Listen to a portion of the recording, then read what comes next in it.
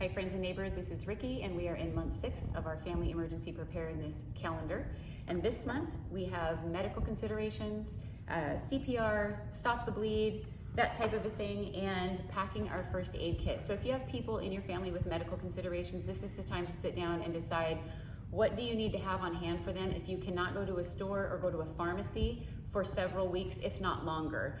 It's gonna be really individual, so evaluate your family. In my family, we don't really have any immediate medical needs, so it's gonna be things like first aid. And I'm gonna show you a couple different first aid kits because they're vastly different, so really consider what you have in yours and what you think you're gonna need and what you're gonna use. But my first piece of advice would be, don't buy anything that you won't use. It's a waste, it will expire.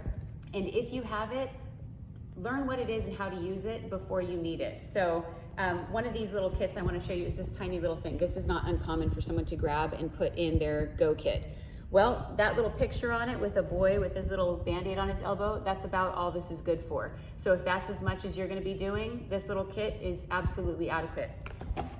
Moving on, actually I want to show you this. This is a really common style kit, but what's funny about it is it's not a kit, but it looks like one. So think about what you have your stuff stored in. If everybody in your family isn't familiar with where you keep your stuff and what's inside each of these neat little containers, you might end up running out the door with what you think is a first aid kit, only to find inside here some little breakable light sticks and a light reflector for the back of your bike and a poncho. So you'd be very disappointed if this was your life-saving effort and you left with that stuff. So this is an EMS kit. It's a 5-patient trauma kit. And again, if you don't know how to use this stuff, don't buy this kit. There's zero reason to have it. It will go to waste. It does expire, like I said, but I want to point out a couple of things here. This kit has layers and layers.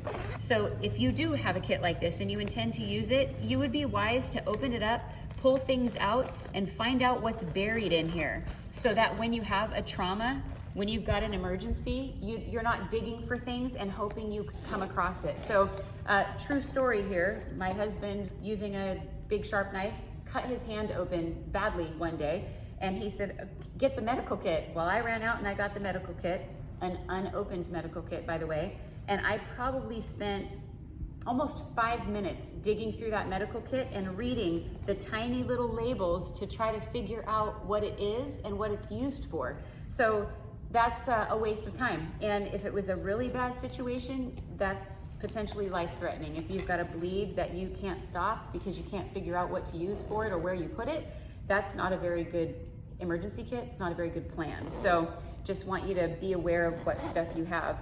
And our favorite word for any sort of medical response is gauze. Gauze, gauze, gauze, gauze.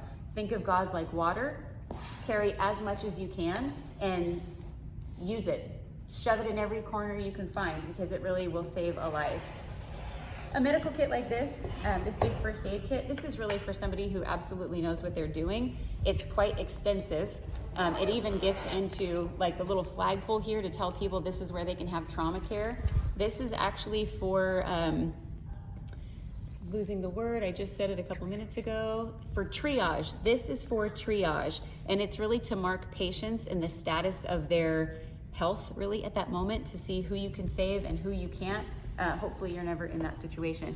But what's handy about these is they are clearly marked. So wound cleaning and treatment or wound dressing and bandaging, you can slide this box out and you've got everything you need inside of it.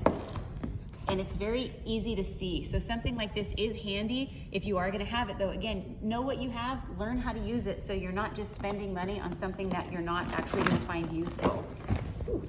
I was just dumped it off the table. So one of the websites I would advise you to check out as you're looking through ideas for emergency medical response is called JASE Medical, J-A-S-E.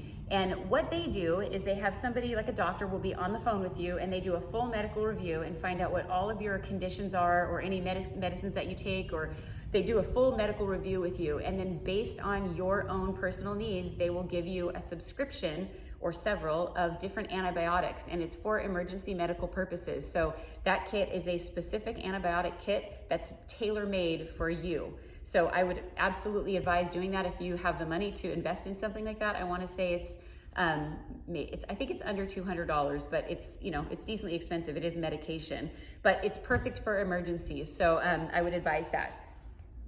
Additionally, throw in some more food, throw in some more water this month. Always do food and water. Find some other type of food to add and another water method of cleaning, or just another gallon of water somewhere in your house.